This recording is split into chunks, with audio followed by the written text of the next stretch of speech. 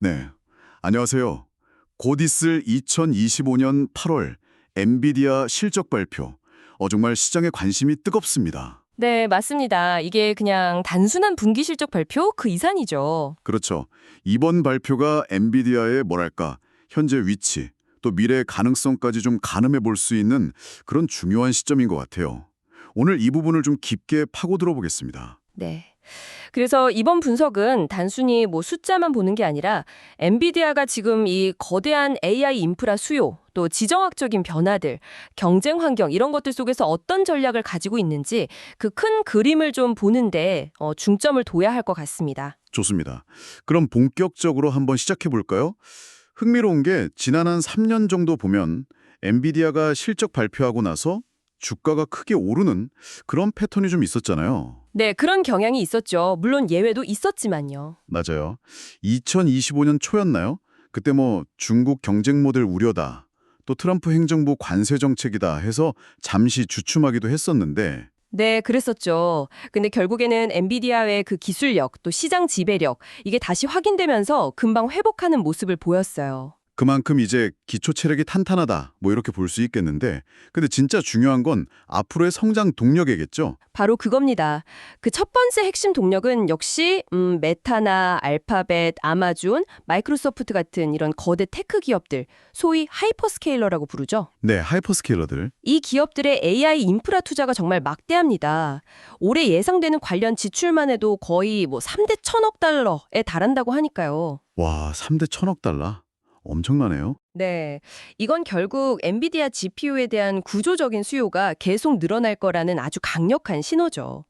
특히 엔비디아 GPU랑 그 쿠다 시스템 있잖아요. 아, 쿠다. 네네. 이게 대규모 데이터 센터나 AI 모델 훈련에 정말 최적화되어 있어서 다른 경쟁사들이 따라오기 힘든 그런 독보적인 위치를 계속 유지할 가능성이 크다고 봅니다. 일종의 생태계를 장악한 거죠. 하이퍼스케일러들의 투자가 하나의 큰 축이라면 요즘 또 엄청나게 이야기 나오는 게 있잖아요. 그 소버린 AI. 아, 네. 국가 차원의 AI 인프라 구축. 맞습니다. 뭐 미국 프로젝트 스타게이트 얘기도 나오고 사우디나 UAE 같은 중동 국가들 움직임도 심상치 않고요. 이게 엔비디아한테는 어떤 의미가 있을까요? 단순히 칩 많이 파는 거 이상일 것 같은데요. 정확합니다.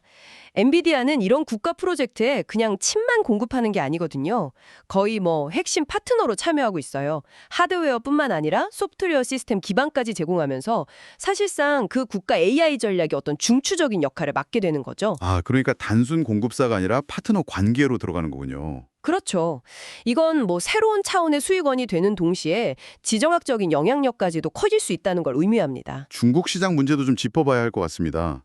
미국 정부랑 협정을 맺어서 매출의 한 15% 정도를 미국에 내야 한다고 하던데 이게 수익성에 큰 타격이 될까요?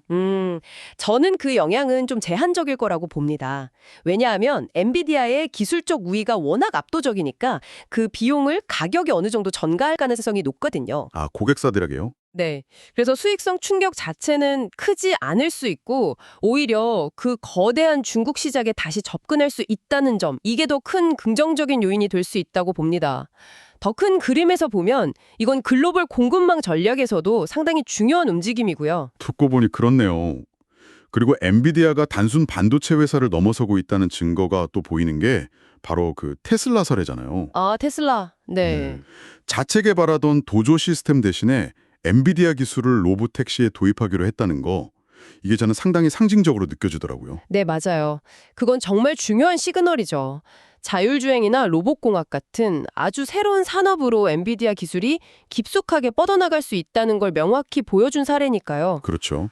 단순 칩 성능 경쟁을 넘어서 이제 특정 산업의 문제를 해결하는 그런 솔루션 제공자로 진화하고 있다는 뜻으로 해석할 수 있습니다.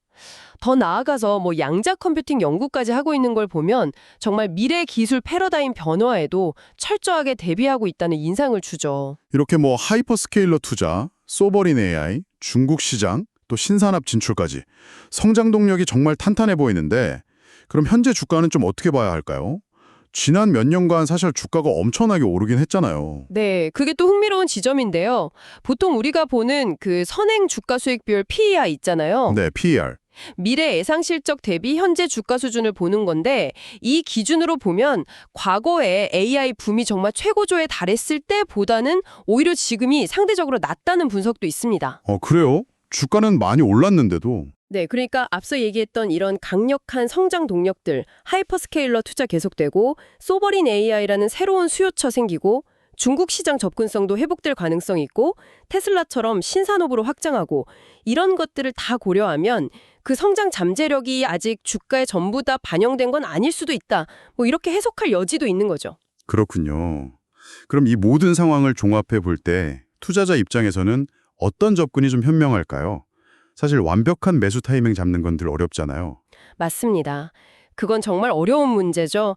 그래서 뭐 완벽한 시점을 예측하려고 하기보다는 꾸준히 일정 금액을 나눠서 투자하는 방식, 이른바 달러 코스트 에버리징 같은 분할 매수 전략이 이런 변동성 속에서는 좀 유효할 수 있습니다. 아, 분할 매수. 네. 엔비디아는 이미 뭐 AI 혁명의 핵심 플레이어 중 하나로 자리를 잡았지만 그래도 시장 변동성이라든지 아니면 뭐 미중 갈등 같은 그런 불확실성은 늘 존재하니까요. 좀 장기적인 관점에서 접근하는 게 중요해 보입니다. 네, 오늘 쭉 들어보니 종합적으로 엔비디아는 다가오는 실적 발표를 앞두고 여러모로 아주 강력한 위치에 있는 것 같습니다. 하이퍼스케일러와 각국 정부의 투자, 또 중국 시장 재진입 가능성, 그리고 새로운 응용 분야로의 확장까지 정말 긍정적인 요인들이 많네요. 그렇죠. 물론 뭐 경쟁이 심화된다거나 각국 정부의 규제가 강화된다거나 하는 그런 잠재적인 위험 요소가 없는 건 아닙니다. 하지만 현재로서는 엔비디아의 그 압도적인 기술력과 시장 생태계 장악력을 생각하면 이런 위험이 단기적으로 큰 충격을 주기는 좀 어려워 보인다는 게 제 생각입니다. 밸류에이션 측면에서도 여전히 매력적인 부분이 남아 있고요. 엔비디아는 이제 정말 단순한 칩 제조사를 넘어서 AI 시대의 핵심 인프라와 솔루션을 구축하고 공급하는 그런 거대한 기술 기업이 된 것 같습니다. 이번 실적 발표가 아마 그 위상을 다시 한번 확인시켜주는 계기가 될 가능성이 높아 보이네요. 네, 저도 그렇게 보고 있습니다. 여기서 마지막으로 우리가 한 번 더 생각해 볼 지점이 있다면 이런 건 어떨까요? 아까 말씀하신 테슬라 로보택시처럼 앞으로 엔비디아의 기술이 또 어떤 지금 우리가 전혀 예상하지 못하는 그런 산업 분야를 근본적으로 뒤바꾸는 기반이 될 수 있을까? 이 질문을 한번 곱씹어보는 것도 상당히 흥미로운 여정이 될 것 같습니다.